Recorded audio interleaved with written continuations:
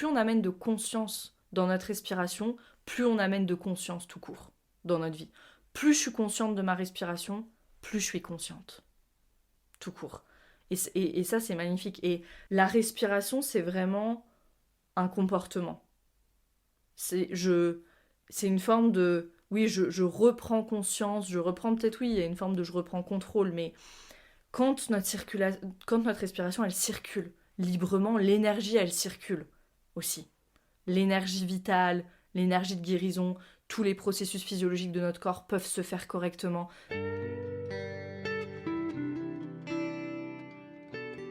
Bienvenue dans Pas de soucis, le podcast pour se libérer de l'anxiété avec Camille Thomas. Je suis Camille et avant d'être coach de santé, j'ai été une grande anxieuse. Je me suis libérée de l'anxiété le jour où j'ai compris que ce n'était pas dans ma tête. Pas de soucis, c'est le podcast pour celles et ceux qui sont fatigués par tout ce qu'ils ont essayé et qui savent qu'ils ont le pouvoir de guérir de l'anxiété naturellement. Alors si tu veux vivre sans anxiété et que tu as l'intuition qu'on ne t'a pas tout dit, ce podcast est pour toi. Je te retrouve tous les lundis pour explorer les pistes qui te permettront d'accéder au calme à l'intérieur de toi. Je suis ravie de te retrouver pour cet épisode de Pas de soucis sur le breathwork. Cet épisode, c'est un enregistrement d'un live que j'ai fait il y a quelques jours sur le breathwork, donc cette technique de respiration consciente connectée. Vous êtes nombreux et nombreuses à m'avoir partagé des peurs, des doutes, pourquoi vous n'aviez pas encore sauté le pas du breathwork. Et donc j'ai fait ce live pour démystifier un petit peu cette pratique. Voilà de quoi je parle dans cet épisode. Je parle de la différence entre respiration holotropique et rebirthing. Je parle de la philosophie du breathwork, des effets du breathwork sur la santé, de ce que ça signifie, cet état de conscience modifié. Et ici, je parle aussi des ondes cérébrales. Je fais le lien entre respiration profonde et système nerveux. Et je parle aussi de ma pratique du breathwork qui est profondément influencée par mes connaissances sur le système nerveux.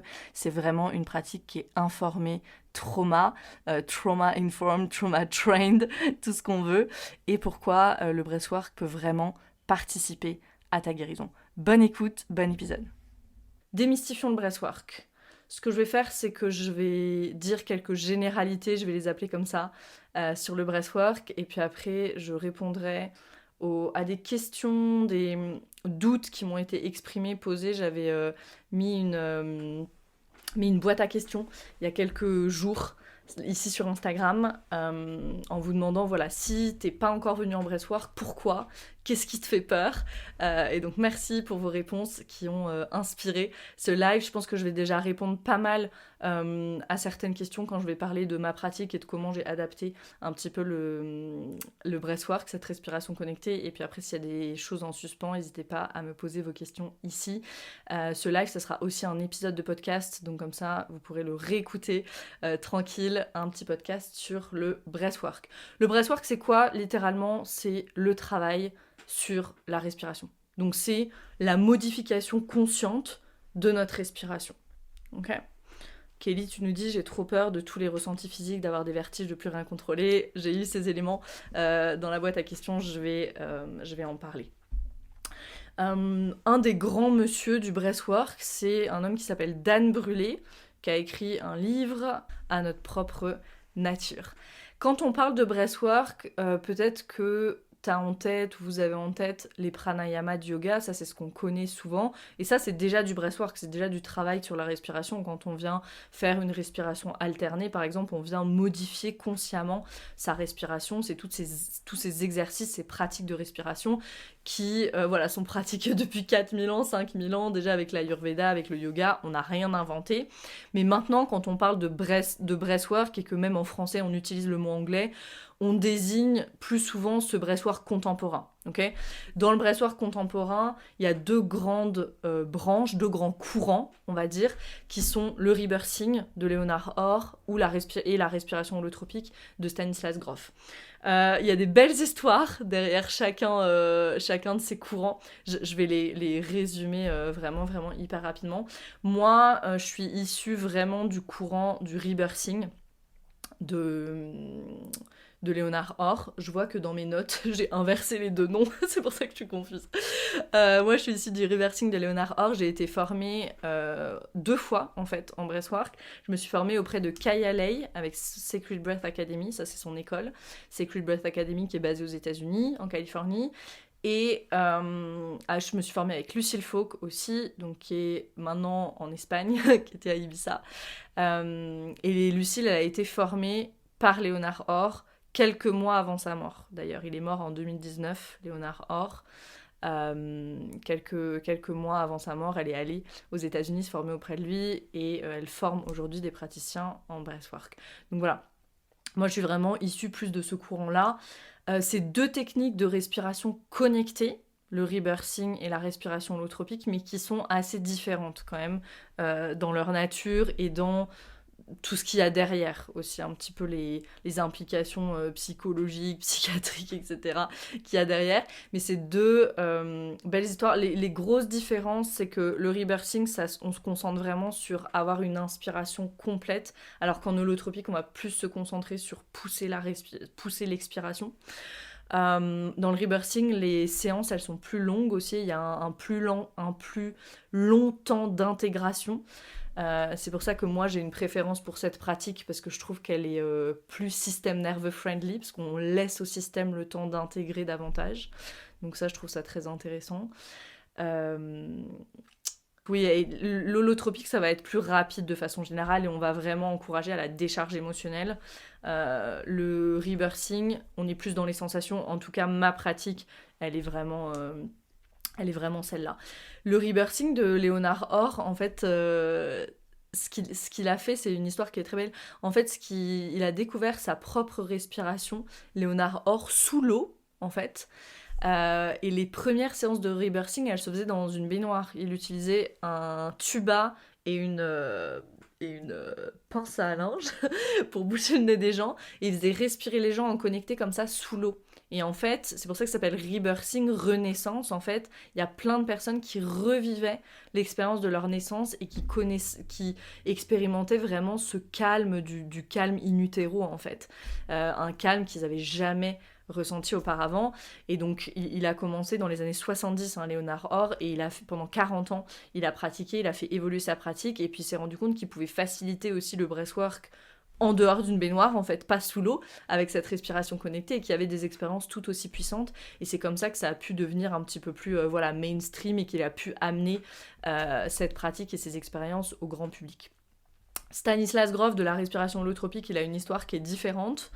Lui, il a commencé à travailler avec le LSD, donc sur ses états de conscience modifiés. Et ensuite, il s'est rendu compte qu'il pouvait en fait atteindre ces états de conscience modifiés avec seulement la respiration. Encore une fois, la respiration holotropique, elle est assez différente. Donc j'insiste là-dessus parce que quand on lit des choses sur le breathwork, c'est tout dans un même panier. Or, ces deux courants, ils sont vraiment, vraiment différents, ok ? Voilà, la respiration, c'est le lien, un peu de philosophie de ce breathwork contemporain, qu'est-ce qu'il y a comme idée derrière ? La respiration, c'est le lien entre le corps et l'esprit, c'est le lien entre l'esprit et la matière, ok ? C'est le lien entre le conscient et le subconscient, avec ces états de conscience modifiés, donc c'est vraiment le pont. Et c'est très beau parce que c'est le pont entre le conscient et le subconscient, et on le fait tous les jours en fait, ce pont. Là, quand je vous parle de la respiration, de facto, j'ai un peu plus conscience de la façon dont je respire. Donc hop, je porte à la conscience. 10 minutes avant, j'étais en train de faire une masterclass sur les huiles essentielles. Honnêtement, j'avais pas conscience de ma respiration. J'étais juste en train de faire mon truc. Ok, donc on passe tout le temps de ce conscient à l'inconscient en permanence et la respiration, c'est le pont parce que c'est cette fonction autonome, automatique, mais qu'on contrôle. Voilà, donc c'est une force, c'est un pont, c'est un outil. Et c'est un pont même entre nous et les autres. J'adore, moi, cette idée en breathwork. J'adore cette idée de l'air que je respire aujourd'hui, c'est peut-être l'air que tu vas respirer demain. Magnifique. Et on le sent, ça, dans les séances de breathwork, quand on vient respirer. Et on le sent même en ligne, ça. Hein. Et c'est vraiment incroyable, je me l'explique toujours pas, ça. Mais il y a plein de choses qu'on sent, on le sent même en ligne. Après les séances de breathwork, très très souvent, j'ai des participants qui disent... oh, je vous sentais respirer avec moi, et qui me remercie moi, mais qui remercie aussi tous les autres, qui je vous ai senti respirer avec moi, je sentais votre présence. Donc elle nous relie aussi aux autres, cette respiration, et elle nous relie à...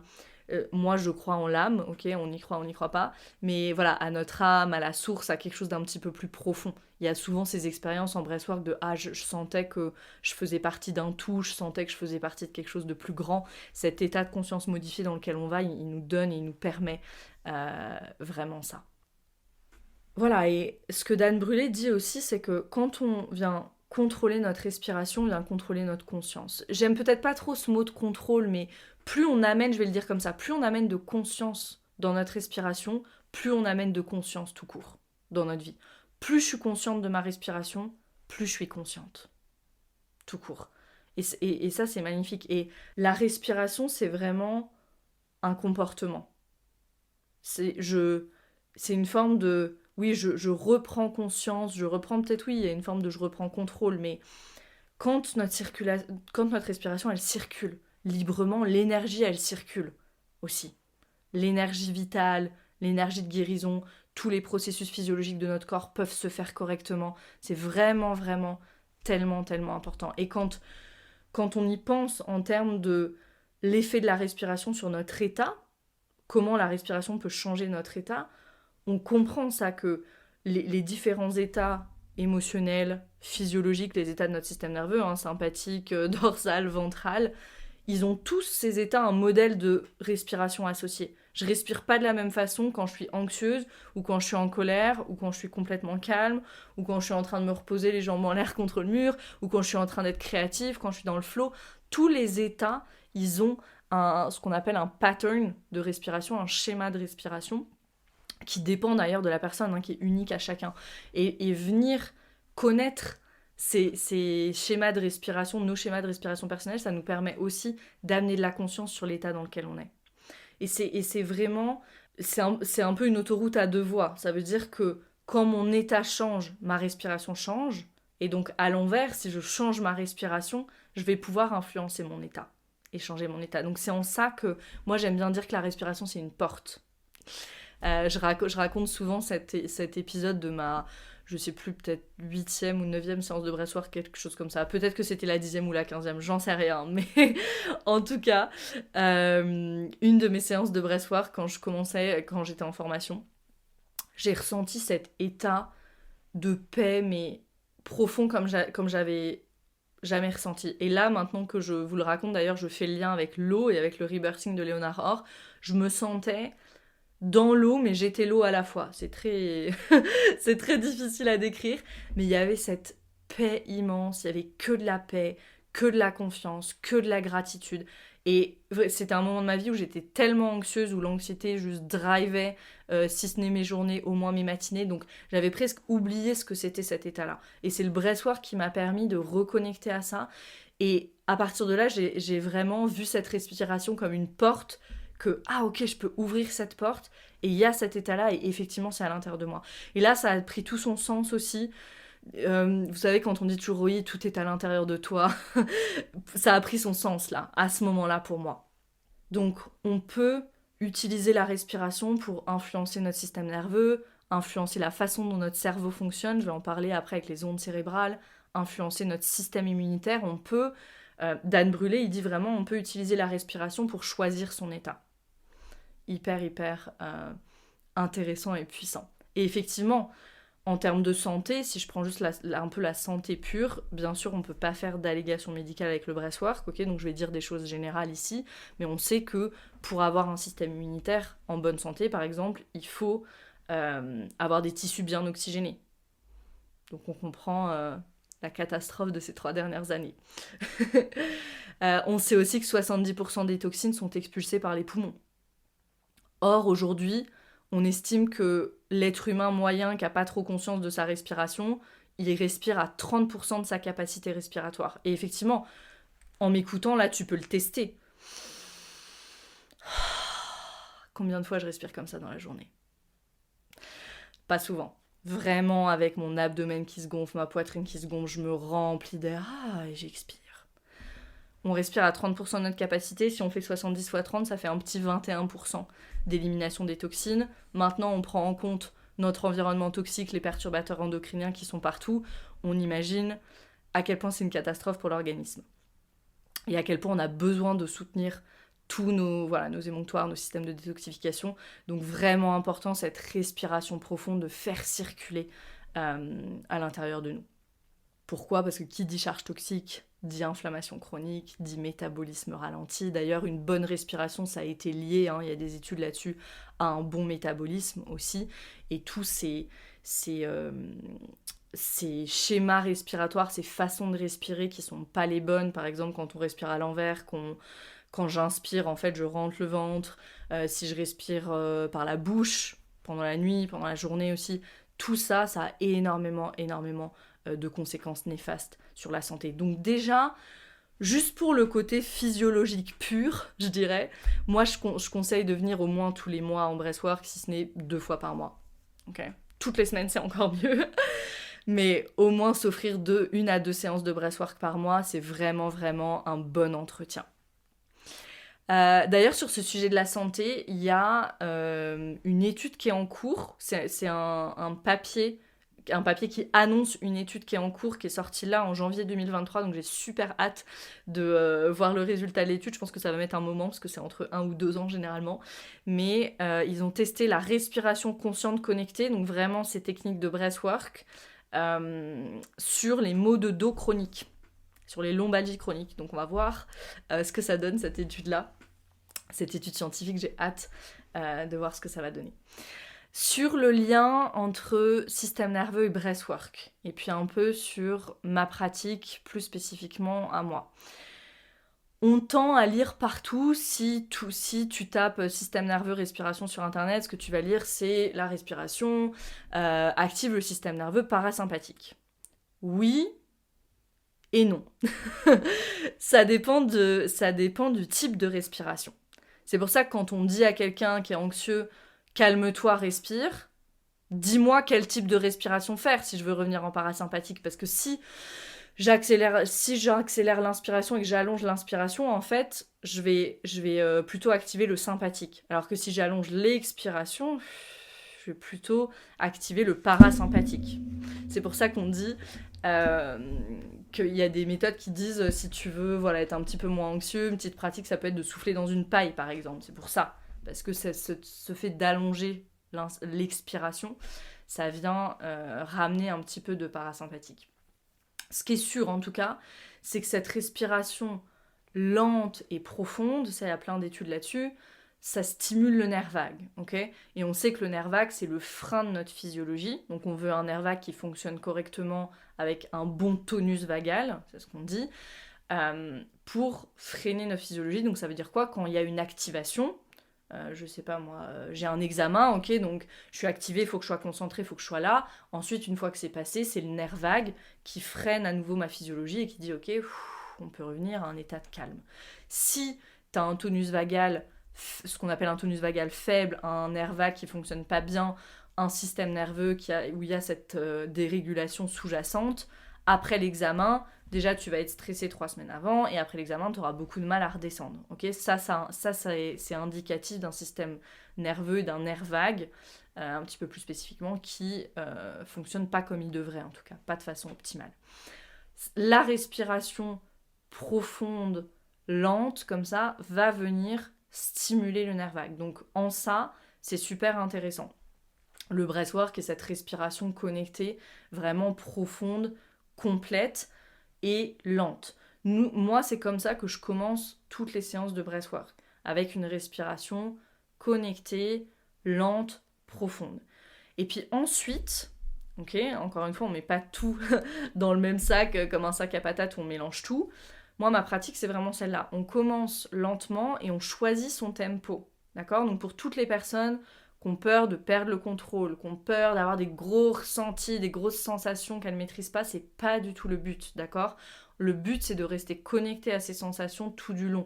Pourquoi ? Parce qu'on veut que le système... Oui, on vient activer la physiologie, mais on veut que le système il puisse intégrer tout ce qui va pouvoir se passer. En breathwork, on vient vraiment travailler sur le physique, l'émotionnel, le mental et le spirituel, vraiment sur les 4 corps. Si tu as entendu parler des 4 corps en yoga, on vient vraiment travailler, cette respiration connectée, elle vient travailler sur tout ça en breathwork.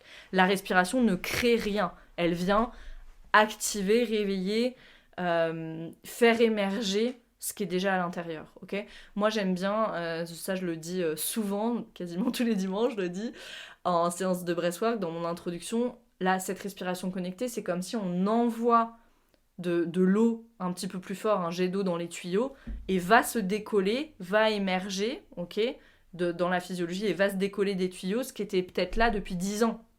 Donc peut-être que c'est une immense joie, peut-être que c'est de la tristesse, peut-être que c'est de la peur, effectivement, on ne sait pas ce qui va émerger, ok, mais l'idée, c'est d'y aller vraiment super doucement, vraiment de rester connecté à nos sensations pour donner l'occasion à notre système d'intégrer ça. Et puis ensuite, donc on va partir avec ce tempo lent et on va vraiment venir choisir son tempo. On va vraiment venir adapter aussi son tempo à ce qui émerge pendant la séance. D'accord ? L'idée, c'est vraiment, voilà, si je sens qu'il y a quelque chose qui émerge et je sens que j'ai la capacité, je sens que je veux aller explorer ça, j'ai la capacité de le ressentir et de le voir et de l'amener, de le faire émerger, alors je vais pouvoir par exemple accélérer un petit peu le rythme de la respiration pour envoyer un petit peu plus d'eau dans les tuyaux, ok ? Et faire se décoller cette chose que je commence à sentir. Si au contraire je sens que c'est un peu trop pour moi, je vais ralentir la respiration connectée, je reste connecté à mes sensations. Je viens toucher du doigt et je repars. Je ralentis un petit peu, je garde la respiration connectée, je ralentis un petit peu, ok ? Ça, c'est vraiment l'idée. L'idée, c'est pas d'être envoyé dans un truc où on va perdre le contrôle. Euh, c'est vraiment pas du tout ça. C'est vraiment pas du tout ça. Et ça, c'est ce qu'on peut voir beaucoup plus avec des respirations comme la respiration holotropique, où il y a généralement 30 minutes de breathwork effectif dans la respiration holotropique, et où quand il y a des... Comment je le dis de façon politiquement correcte sans critiquer les personnes disons-le comme ça, s'il y a des facilitateurs qui sont pas très informés sur le système nerveux, qui sont pas informés sur le trauma, ça se fait ces pratiques-là où on envoie les personnes dans de la respiration comme ça, des personnes qui ont construit aucune capacité au niveau de leur système nerveux et qui sont envoyées dans des trucs, et effectivement, c'est submergent, et je suis d'accord pour dire que ça peut faire plus de mal que de bien. Pourquoi ? Encore une fois, on en revient à cette histoire de capacité du système nerveux. Si je rentre dans la séance de breathwork avec la capacité d'une myrtille, j'envoie cette respiration connectée, j'active ma physiologie, il y a tout qui s'ouvre, ma capacité, elle devient comme ça en 20 minutes, ou en 25 minutes, ou en 35 minutes. Et après, je reviens, il y a 10 minutes d'intégration, pas beaucoup d'intégration derrière, peut-être même pas de partage, j'en sais rien, et je suis renvoyée chez moi comme ça. Ma capacité de myrtille, elle est devenue, je sais pas moi, une énorme papaye, ok, une énorme pastèque. Et qu'est-ce qui fait le système nerveux ? C'est beaucoup trop d'un coup, il se referme encore plus. Ok ? Donc oui, là, ça peut faire plus de mal que de bien. Ma pratique, c'est pas du tout celle-là. Je reviens sur ces fameuses ondes cérébrales. Les ondes cérébrales, c'est quoi ? C'est la communication entre les neurones du cerveau. Okay ? Cette communication entre les neurones du cerveau, elle est à l'origine de toutes nos pensées, nos émotions, nos comportements. Les ondes cérébrales, en fait, elles sont produites par des impulsions électriques, synchronisées, d'accord, qui proviennent de masses de neurones entre elles, de groupes de neurones entre eux, qui produisent ces signaux électriques, et ça, c'est les ondes cérébrales. Je ne sais pas si vous connaissez les travaux de Joe Dispenza, ou si vous connaissez Joe Dispenza, il a beaucoup travaillé là-dessus. Les ondes cérébrales, ça se mesure en posant des petits capteurs sur la tête, et lui, il a beaucoup travaillé là-dessus en lien avec la méditation. Il fait ses grands séminaires aux États-Unis, et il pose des petites électrodes comme ça, des capteurs sur les personnes, et il mesure leurs ondes cérébrales, et ce qu'il appelle la cohérence, en fait, dans le cerveau, sur des personnes qui sont en méditation profonde, en méditation plus légère, pas en méditation, il a énormément de travaux là-dessus, donc si c'est quelque chose qui vous intéresse, allez voir Joe Dispenza. Le breathwork, il permet de nous faire passer d'ondes cérébrales bêta aux ondes cérébrales θ, alpha voire θ, on va le dire comme ça, ok ? Et ça, ce que ça fait, je vais parler de chaque onde. Donc les ondes bêta, la plupart d'entre nous, on passe notre journée en ondes bêta, ok ? C'est les ondes des to-do list, c'est les ondes de quand on réfléchit, quand on prend des décisions. C'est un peu nos ondes cérébrales du quotidien, les ondes bêta. C'est aussi des ondes cérébrales dans lesquelles on peut être stressé, tendu, en sympathique, hyper alerte, avoir peur, ok, je sais pas moi, ruminer, etc., etc. Ça, c'est aussi les ondes bêta.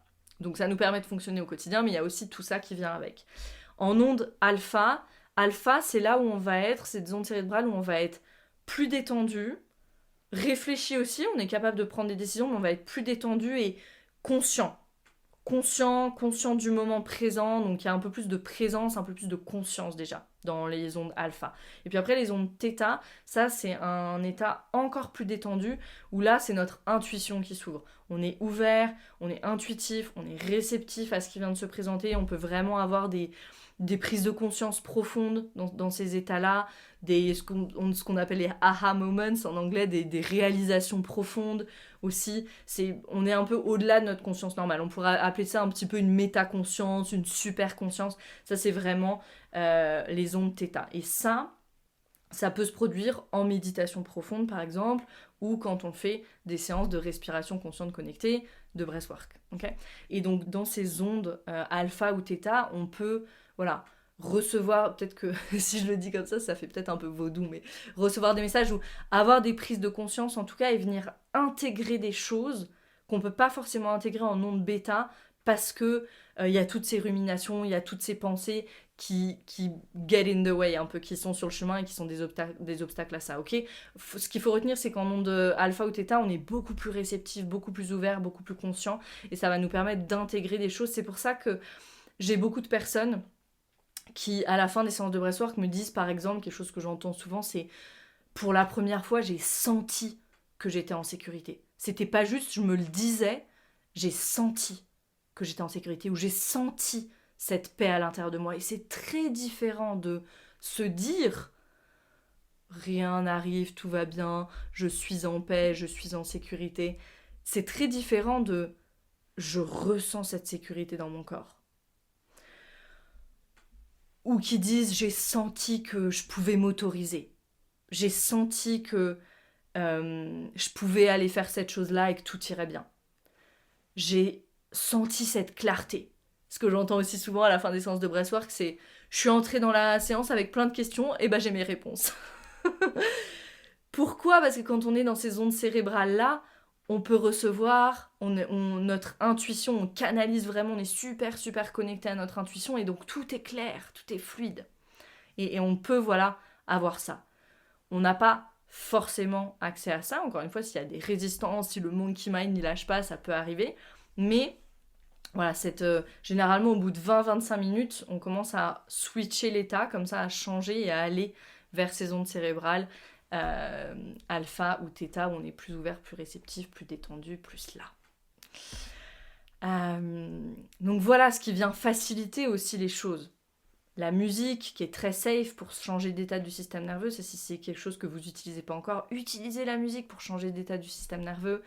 La voix, ces ondes cérébrales, cet état de conscience modifié, ça fait peur ce truc, état de conscience modifié, mais c'est juste les ondes cérébrales qui changent, ok. Le container qui est créé, et puis l'intention aussi. L'intention, elle est très forte de dire, elle est très puissante et très guérisseuse, c'est ça que je veux dire. De dire ok, je vais aller me poser là pendant 50 minutes et je vais respirer, je vais être avec mes sensations. Rien que ça, c'est très guérisseur et c'est très puissant et c'est un cadeau qu'on se fait. Voilà, donc je le disais, ma pratique elle est très influencée par les pratiques somatiques, par mes connaissances sur le système nerveux, par le somatic experiencing que j'étudie. Donc qu'est-ce que j'ai moi comme principe un peu dans ma pratique de breathwork, c'est que c'est beaucoup mieux de ralentir que de se déconnecter des sensations. Encore une fois, parce que sinon le système il n'a pas le temps d'intégrer.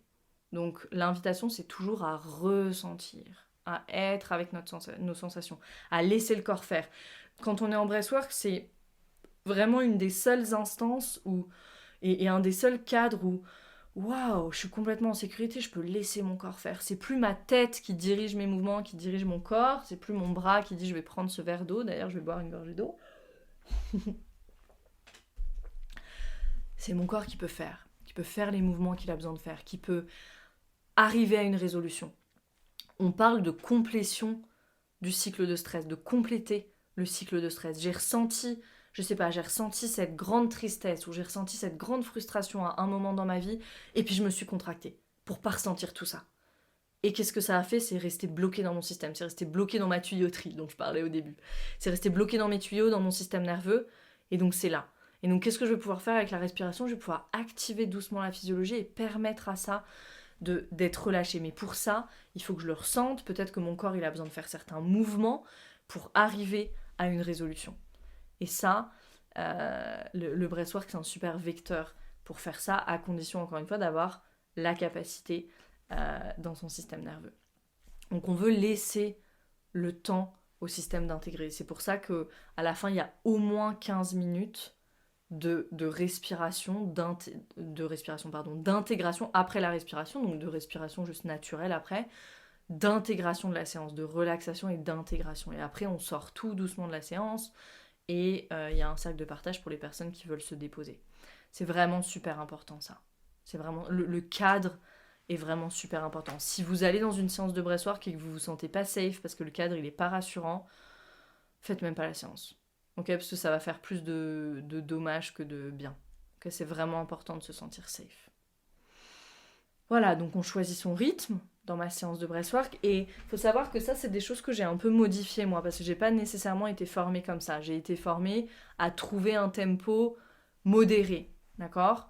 Donc pas rapide, mais modéré. Moi après je l'ai carrément changé en trouve ton propre tempo, pardon, et on va commencer doucement et on va monter tout doucement.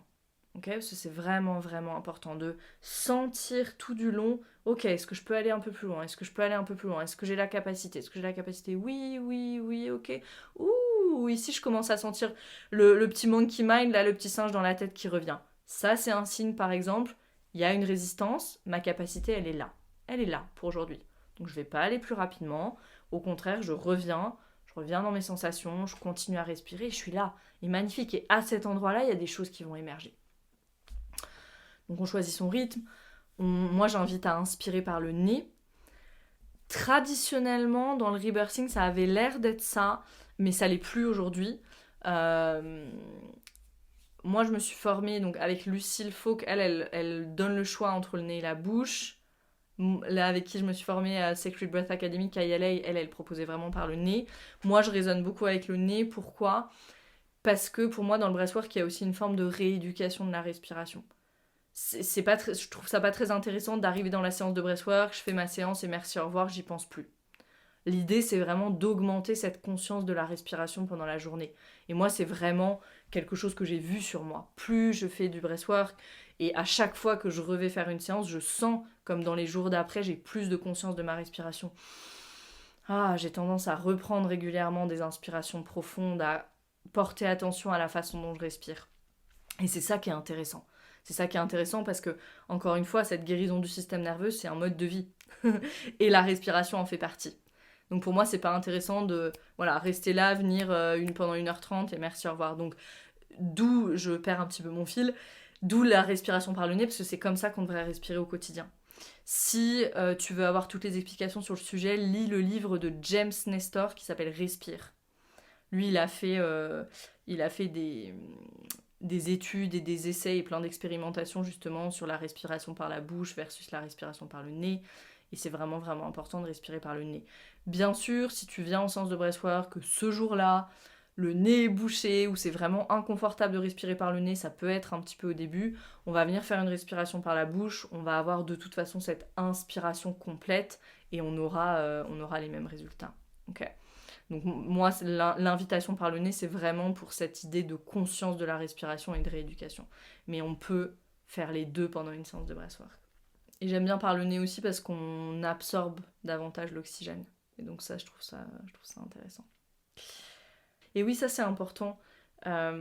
J'ai de plus en plus de personnes qui viennent régulièrement en breathwork et qui voient vraiment cette évolution au fur et à mesure des séances. Et qui disent, voilà, les premières séances, voilà ce qui se passait pour moi. Et là, maintenant, c'est très différent. Il n'y a pas une séance de breathwork qui ressemble à l'autre. Il n'y a pas une séance de breathwork qui ressemble à l'autre. En revanche, il y a une vraie évolution dans la pratique. Ça veut dire que plus on vient en séance, plus on est à l'aise déjà avec cette technique de la respiration connectée. Alors, je parle de technique, c'est pas... il n'y a pas besoin d'avoir un doctorat, hein, on connaît que l'inspiration et l'expiration, c'est assez simple, mais c'est pas une façon dont on a l'habitude de respirer. On n'a pas l'habitude de respirer de cette façon au quotidien, donc voilà, le temps de s'y habituer un petit peu. Et au fur et à mesure de ces séances, on peut vraiment lâcher la technique, en fait. Ça y est, notre corps, il l'a comme un petit peu imprimé. cette respiration connectée. Et du coup, on peut vraiment lâcher ça et être encore plus dans nos sensations, encore plus dans notre corps, encore plus avec nos prises de conscience, avec ce qui se passe. Il y a des personnes qui visualisent beaucoup de choses. Enfin voilà, on peut être encore plus dans l'expérience. Et donc ça, c'est vraiment, vraiment intéressant comme évolution. Quelque chose que j'ai ajouté aussi, moi, à ma pratique, c'est le fait de s'orienter au début de la séance. Donc c'est pas de juste allez, on ferme les yeux et on y va, et on passe en une seconde du monde extérieur au monde intérieur. J'en parle souvent dans mes lives, j'en parle souvent dans mes programmes de coaching. C'est très important, les transitions pour le système nerveux. Donc on fait ces transitions en début de séance, en fin de séance, on vient doucement à l'intérieur de soi. Et ça peut paraître tellement bête, j'ai envie de dire, mais c'est tellement important. Et c'est tellement important au quotidien, ça aussi. Et c'est pareil, le breathwork, peut-être que c'est la seule pratique que tu fais, ou que tu fais avec moi, par exemple. Quand tu viens pratiquer avec moi, ça, c'est quelque chose que je peux transmettre aussi, juste cette orientation. C'est tellement important quand j'arrive dans un nouveau lieu, quand j'ai une transition dans ma journée, de m'orienter. Et c'est pas bête, ces 2 minutes qu'on prend pour s'orienter, pour aller doucement à l'intérieur de soi, c'est hyper important. Et ça envoie vraiment un signal de sécurité très fort à notre système nerveux. Okay, donc ça, c'est tout des petits détails, mais qui sont peut-être pas présents, qui n'étaient pas présents moi dans ma pratique tout au début quand j'ai commencé, parce que je connaissais pas tout ce que je connais aujourd'hui sur le système nerveux. Okay, et donc ça, c'est vraiment des choses que moi j'ai ajoutées. Ce que je trouve intéressant aussi, c'est vraiment cette exploration. On vient explorer physiologiquement la respiration. Et ça, même chose, pour réguler son système nerveux, on doit commencer à connaître un peu mieux sa physiologie, sentir un petit peu mieux, sentir ses viscères. Et la respiration, c'est cette fonction, encore une fois, automatique, autonome, heureusement, thank God, parce que si je devais penser à chaque inspiration, à chaque expiration, je ferais que ça de la journée. Donc c'est cette fonction autonome du système nerveux, mais sur laquelle on a le contrôle et qu'on peut vraiment explorer. Je peux explorer le rythme, j'ai une respiration plus rapide ou plus lente, je peux explorer où c'est, et il y a beaucoup de personnes qui, avant de venir en breathwork, savent pas qu'elles peuvent respirer dans les clavicules et même sentir qu'elles respirent dans le haut du dos, qu'on respire en 3D, ok. Donc je peux explorer que je respire, j'ai jamais respiré aussi bas par exemple, ou aussi haut. Je peux pousser la respiration. Et là, c'est pas l'invitation en breathwork, mais j'explore ça en relâchant mon expiration. Et il y a plein de personnes qui me disent quand il y a de l'anxiété, c'est dur pour moi de relâcher la respiration. C'est difficile pour moi. Ok, il y a quelque chose ici, il y a un pattern magnifique, on peut travailler avec ça. Les rythmes, faire une pause dans sa respiration, une rétention. Ah non, au contraire, on ne fait pas de rétention, on va connecter, on supprime la pause. Donc l'absence ou la présence de pause, il y a toutes ces choses qu'on vient explorer et qui sont vraiment exceptionnelles. Moi, je les explore encore aujourd'hui. Pour moi, c'est vraiment, vraiment magnifique. Et pour moi, c'est vraiment seulement comme ça que ça va devenir un vrai outil de régulation au quotidien. Ok, je sais que moi, mon schéma, par exemple, c'est respirer beaucoup ici quand je suis plutôt en sympathique. Tiens, ça vient me dire que je suis en sympathique. Et ça m'aide aussi après à amener de la conscience sur les différents états du système nerveux où je suis dans la journée, par exemple ça. Donc c'est super intéressant. Ou par exemple, peut-être que quand je suis plutôt en ventral, justement, j'ai plutôt tendance à avoir une respiration en bas, mais pas forcément non plus une respiration complète. Alors tiens, peut-être que je peux travailler là-dessus. J'ai une respiration en bas, mais tiens, j'essaie de l'emmener un petit peu plus en haut aussi. Ok, d'avoir une respiration un petit peu plus complète. Voilà, et ça peut vraiment devenir cet outil, la respiration. Voilà. Et ça va devenir un outil de régulation de 2 façons. À des moments, ça va être quand on sent qu'il y a quelque chose qui a besoin d'être complété, c'est en laissant ma respiration faire. Par exemple, je sais pas, je ressens un peu de peur, j'ai la respiration qui se fait un peu plus courte, ok, je vais laisser faire. Et et là, j'ai une respiration profonde. Waouh! Mon système, il vient de relâcher quelque chose. Et il vient de relâcher quelque chose, pourquoi? Parce que j'ai construit cette capacité dans mon système nerveux, que j'ai pris conscience de mes schémas de respiration et que j'ai assez de sécurité en moi pour laisser faire. Donc à des moments, ça va être dans le laisser faire et laisser le système arriver à une résolution. Et à d'autres moments, ça va être de moduler consciemment ma respiration pour aller là où moi je veux aller. Par exemple, J'arrive dans ma séance de breathwork, je sais que je veux arriver en parasympathique, je veux arriver en ventral. Donc je peux allonger l'expiration et commencer à me mettre voilà, comme ça dans cet état pour pouvoir faire, je sais pas, la méditation si j'ai envie de faire de la méditation, une séance de breathwork, quelque chose de plus calme. Si j'ai besoin d'être super concentrée par exemple aussi. Je sais que j'ai besoin d'avoir à la fois mon ventral et à la fois un peu de sympathique pour être là, alerte et concentrée. Je peux utiliser ma respiration pour ça aussi.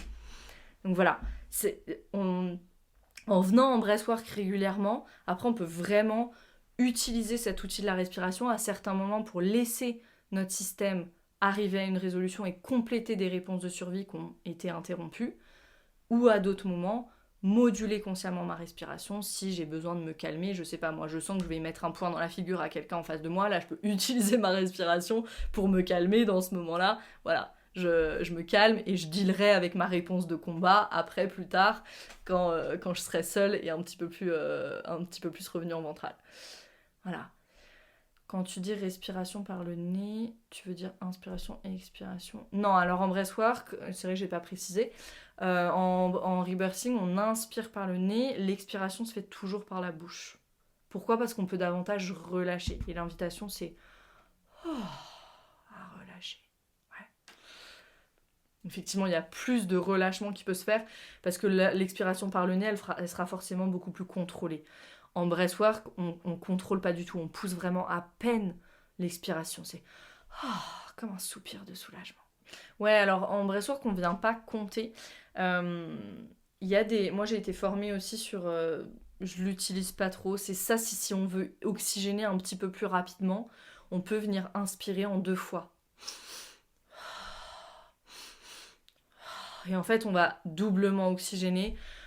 Honnêtement, moi, c'est pas quelque chose que je pratique parce que c'est pas quelque chose que je trouve naturel, en fait. La respiration naturelle, c'est...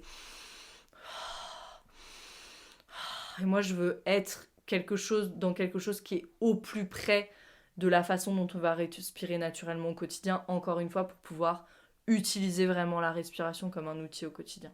Et pas juste sortir de la séance de breathwork et oublier aussitôt dit, aussitôt fait. Qu'est-ce que tu dis, Laurence? Il n'y a aucun danger au niveau cardiaque à forcer? Non, alors encore une fois, les soucis cardiaques, ça fait partie des contre-indications. Par contre, si t'as pas de problème de cœur, non, il n'y a pas de danger. Voilà. Par contre, s'il y a des extrasystoles, des palpitations, etc., on ne viendra pas en breathwork.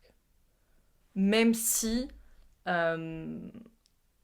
encore une fois, ici, ce qui peut avoir énormément de bienfaits, c'est une respiration modifiée. La respiration modifiée, c'est une respiration qui est un peu plus profonde une inspiration un petit peu plus profonde dans la gorge et un rythme qui est encore plus lent. Donc ça donne vraiment quelque chose comme ça.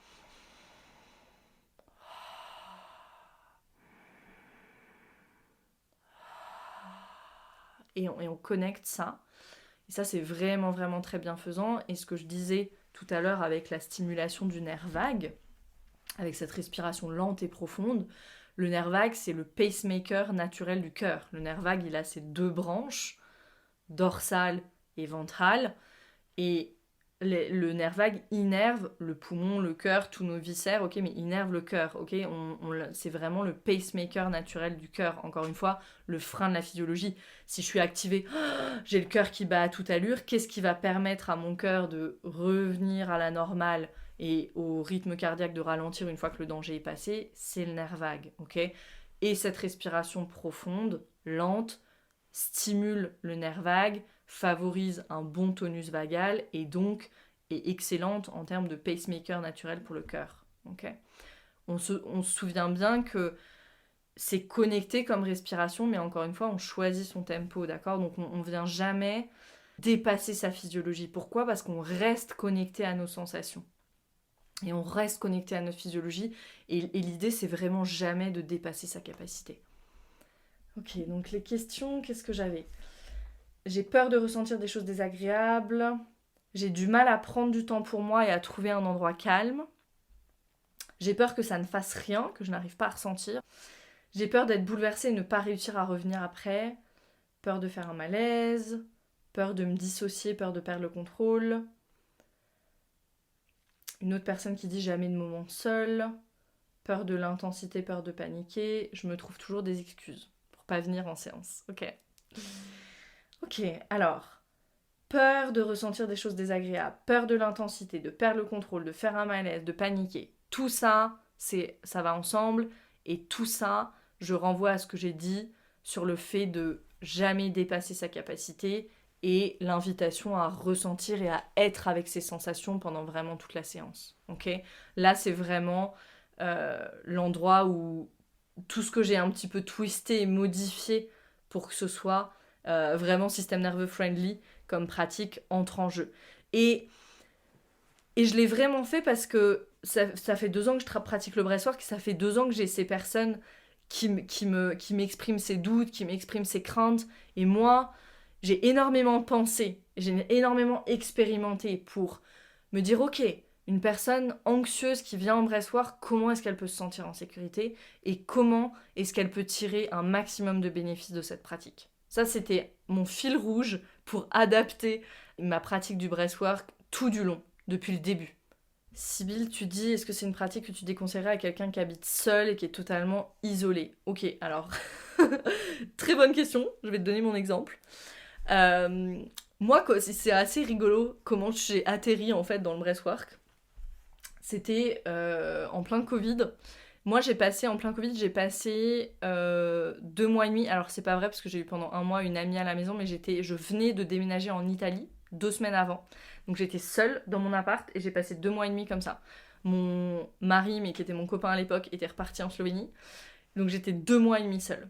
Okay, vraiment en vase clos parce qu'on n'avait pas le droit de sortir.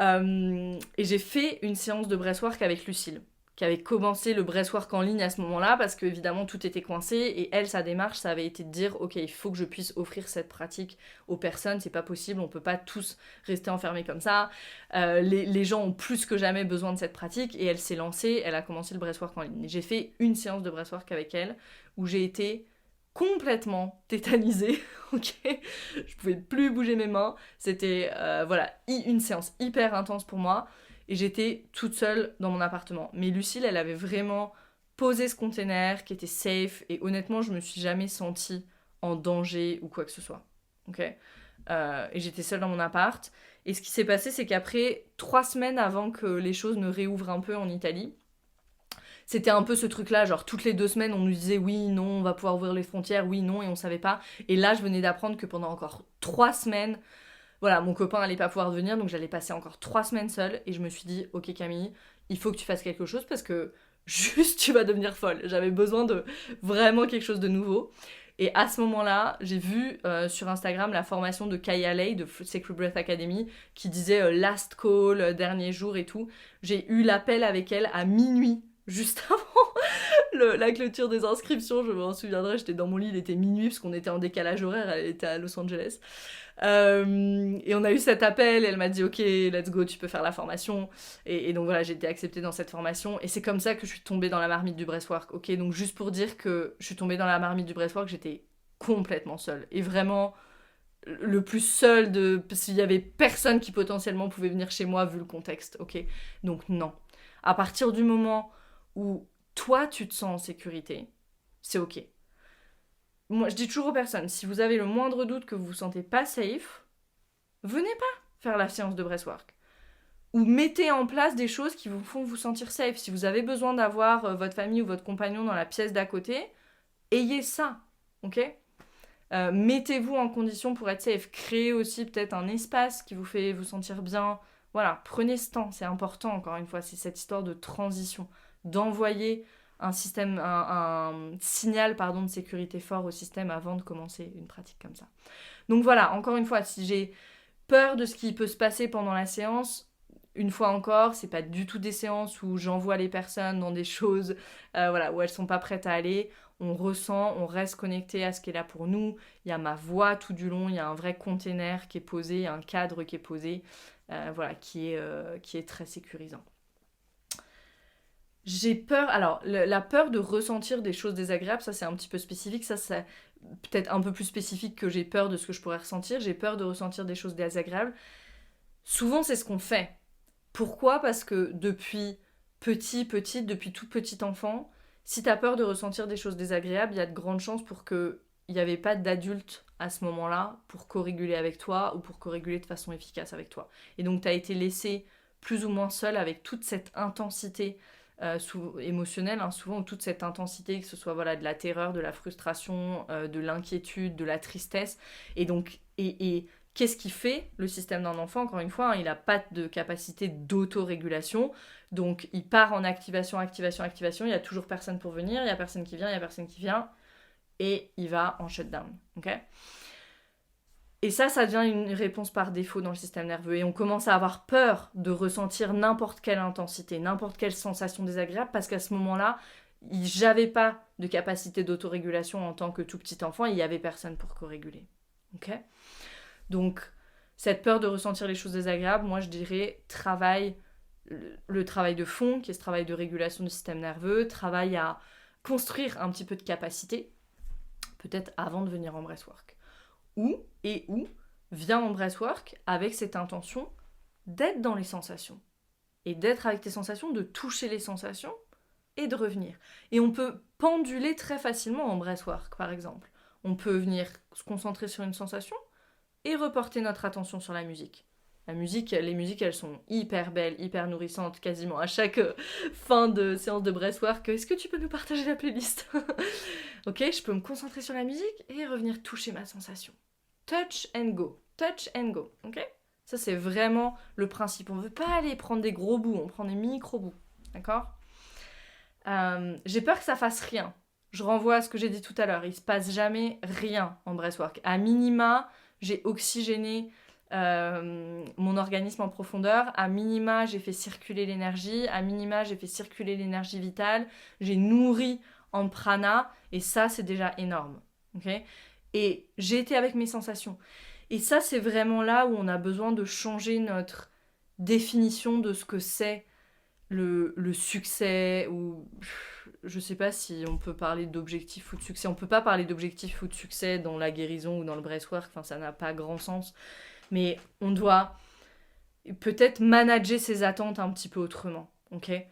Si on peut arriver en breathwork avec toute notre intention, mais pas d'attente, c'est la recette parfaite, ok? Donc, on vient avec toute notre intention. Et ça, c'est souvent une invitation que je fais. Mettez toute votre intention dans chaque inspiration. Je viens avec l'intention d'être là avec mon corps pendant 50 minutes, de ressentir ce que je vais pouvoir ressentir. Peut-être que si tu ressens pas beaucoup au quotidien d'ailleurs, eh ben, tu vas pouvoir ressentir pendant 30 secondes. Et puis après, tu seras avec la musique. Puis à nouveau, pendant 10 secondes, tu vas ressentir. Et ça, c'est déjà magnifique. Imagine pour un système qui ressent pas, ou très peu depuis des années. Et là, qui peut ressentir, même pendant quelques secondes. La capacité, elle a déjà un petit peu augmenté quand on fait ça. Et là, c'est vraiment cet endroit où on doit apprendre à voir ce qui change. Moi, je dis souvent ça aux participants de Rise. Vois ce qui change, pas forcément ce qui s'améliore. Déjà, ce qui change. Si on peut commencer à se réjouir et à célébrer juste ce qui change, on va aller beaucoup plus vite. Et ça sera plus efficace. Ok. J'ai peur d'être bouleversée et pas réussir à revenir après. Again ici. Le temps d'intégration à la fin. Il y a des personnes d'ailleurs, c'est très fréquent que c'est pendant le temps d'intégration, quand on revient à une respiration naturelle, que il y a des choses qui se passent. Magnifique. Ok ?